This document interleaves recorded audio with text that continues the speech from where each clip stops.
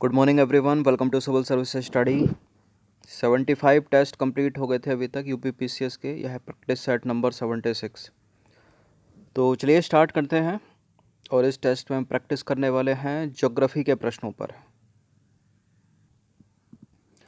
तो question number 1 पर आ जाइए। टेलर घाटी बताइए कहाँ पर अवस्थित है। यूएसए में, कनाडा में, अंटार्कटिका में, ऑस्ट्रेलिया में। टेलर घाटी अवस्थित है, सीधा सीधा याद रखना है इसको, ऑस्ट्रेलिया में है ये। कहाँ पर है? ऑस्ट्रेलिया में। तो टेलर घाटी ऑस्ट्रेलिया में अवस्थित है। इम्पोर्टेंट है, कभी टेलर घाटी, कभी किंटा घाटी, ये सब पूछ लिया जाता है। यूपीपीसीएस में पिछली बार पूछा था किंटा से। निम्नलिखित में से किसका सुमेल नहीं है? डेट्रॉयट ऑटोमोबाइल के लिए, जोहानसबर्ग सोने की खान के लिए, बर्मिंघम जलपोत निर्माण के लिए, और मैग्नीतो गोस्ताक लोहा एवं इस्पात के लिए।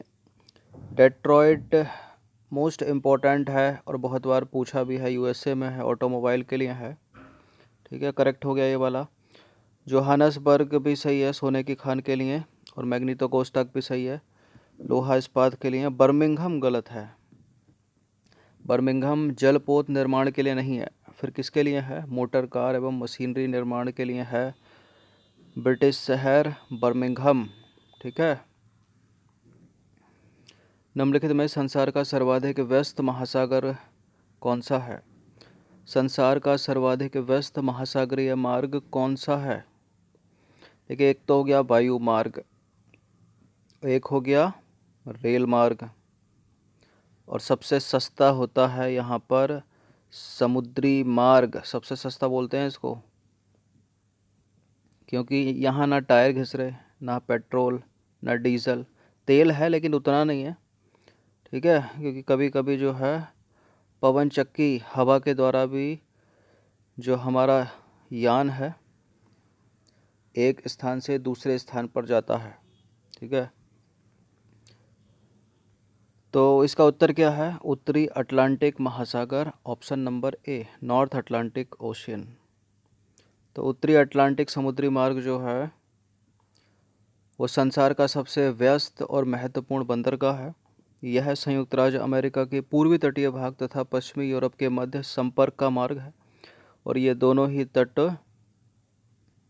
यह मार्ग जो है दोनों ही तटों पर विकसित पत्तनों और पोताश्रों की सुविधा उपलब्ध कराता है। अमेरिका के पूर्वी तट पर और पश्चिमी यूरोप। क्वेश्चन नंबर 4 पर आ जाइए। निम्नलिखित में से किसका मिलान सुमेल नहीं है? ब्राज़ील की धारा, हम्बोल्ट धारा, गल्फ स्ट्रीम धारा, अगुलहास धारा। तो कौन सी गर्म है, कौन सी ठंडी, इस तरह से भी प्रश्न पूछा जा सकता है। किस महासागर की है ये भी पूछा जा सकता है। तो गलत इसमें हमको ढूंढना है। ब्राज़ील धारा गर्म जल धारा है दक्षिण अटलांटिक महासागर की। करेक्ट है क्या? करेक्ट है, साउथ अमेरिका में। हम्बोल्ट या पेरू उत्तरी प्रशांत महासागर, गल्फ स्ट्रीम उत्तरी अटलांटिक महासागर। देखिए, ब्राज़ील और गल्फ स्ट्रीम दोनों ही गर्म है ये, और ब्राज़ील हो गई दक्षिणी अटलांटिक महासागर की, गल्फ स्ट्रीम हो गई उत्तरी अटलांटिक महासागर की। करेक्ट है ये वाला। अगुलहास हिंद महासागर की गर्म है। हम्बोल्ट या पेरू जिसको बोलते हैं वो दक्षिण प्रशांत महासागर की है, उत्तरी प्रशांत महासागर की नहीं है, क्योंकि दक्षिण अमेरिका में है। तो देखिए, हम्बोल्ट धारा जो है उत्तरी प्रशांत महासागर की नहीं, बल्कि दक्षिणी अमेरिका के पश्चिमी तट पर दक्षिणी प्रशांत महासागर में बहती है। इसे पेरू की धारा के नाम से भी जाना जाता है, और ये एक ठंडी जलधारा है। हम्बोल्ट या पेरू भी बोलते हैं इसको, दो नामों से पूछ ली जाती है कभी भी। निम्नलिखित में से कौन सी नदी भ्रंश घाटी में बहती है? इनमें से कौन सी नदी है जो भ्रंश घाटी में बहती है? देखिए, भारत की नर्मदा हो गई, ताप्ती हो गई, ये बहती हैं रिफ्ट वैली में या भ्रंश घाटी में। यहाँ जो राइन नदी है ना, ये भ्रंश घाटी में बहती है। तो दो समानांतर भ्रंशों के बीच गहरा भाग जिनकी चौड़ाई अल्प और लंबाई अधिक हो, इसे भ्रंश कहते हैं। दक्षिणी यूरोप में स्थित है राइन नदी, जो भ्रंश घाटी से होकर बहती है। मृदा निक्षालन या विक्षालन बड़ी समस्या है कहाँ की? अफ्रीकी सवाना की भूमध्य सागरीय प्रदेशों में, ऑस्ट्रेलियाई डाउन्स में, या फिर उष्णकटिबंधीय वर्षा वनों में। देखिए रेनफॉल सबसे ज़्यादा है तो मिट्टी का कटाव भी सबसे ज़्यादा होगा। उष्णकटिबंधीय वर्षा वनों में 200 सेंटीमीटर से अधिक वर्षा है। ठीक है। तो मृदा विक्षालन वह प्रक्रिया है जिसमें मिट्टी की ऊपरी परत से जो है घुलनशील पदार्थ वर्षा जल के साथ मिलकर मिट्टी की निचली परत में चले जाते हैं। यह जो प्रक्रिया है वो अधिक वर्षा वाले क्षेत्रों में अधिक होती है। अधिक वर्षा वाले उष्णकटिबंधीय वन प्रदेशों में मृदा विक्षालन की प्रक्रिया तीव्र गति से होती है। लावा मिट्टी पाई जाती है। इम्पोर्टेंट है मिट्टियाँ, सब पढ़ लेना, किसी भी एग्ज़ाम में कभी भी पूछ ली जाती हैं। लावा मिट्टियाँ पाई जाती हैं मालवा पठार में। देखिए नर्मदा नदी के उत्तर में मालवा पठार स्थित है। यह पठार लावा निर्मित होने के कारण काली मिट्टी का संप्राय मैदान बन गया है, जिसका ढाल विशाल मैदान की ओर है और इस पर बेतवा, पार्वती, काली, सिंध, चंबल और माही नदियाँ बहती हैं। मालवा पठार की उत्तरी तथा उत्तरी पूर्वी सीमा पर बुंदेलखंड और बुंदेलखंड के पठार स्थित हैं। पुरातत्व चुंबकीय साक्ष्य यह दर्शाता है कि भूतकाल में भारतीय भूखंड खिसका है। उत्तर की ओर, दक्षिण की ओर, पूर्व की ओर या पश्चिम की ओर? उत्तर की ओर। तो पुरातत्व चुंबकीय साक्ष्य यह दर्शाता है कि भूतकाल में यानी पास्ट में जो भारतीय भूखंड है वो उत्तर की ओर खिसका है। सारे के सारे प्रश्न पहले पूछे गए हैं यूपी पीसीएस की परीक्षा में।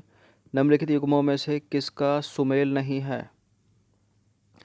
बोमडिला, नाथुला, भोरघाट, पालघाट है क्या ये? हैं दर्रे यानी पास। तो बोमडिला, बुमला ये अरुणाचल प्रदेश में है, कई बार बताया है। नाथुला सिक्किम में है, ये भी सही है। हिमाचल प्रदेश में तो सिपकिला, बारालाचा, रोहतांग ये सब है ना।